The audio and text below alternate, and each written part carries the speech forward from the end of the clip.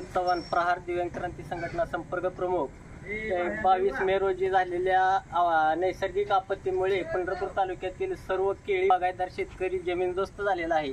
त्यांचा 22 मे रोजी झालेल्या नैसर्गिक आपत्तीमुळे त्यांच्या जे काय पिकाचं नुकसान झालेलं आहे त्याचं पंचनामा झालेलं आहे. तरी अद्यापही त्यांना 5-6 महिने होऊन गेले तरी नुकसान भरपाई मिळालेली नाही.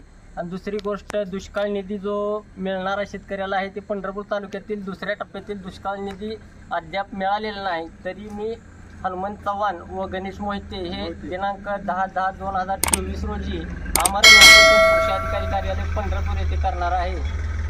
शेतकऱ्यांना न्याय, शेतकऱ्यांना न्याय.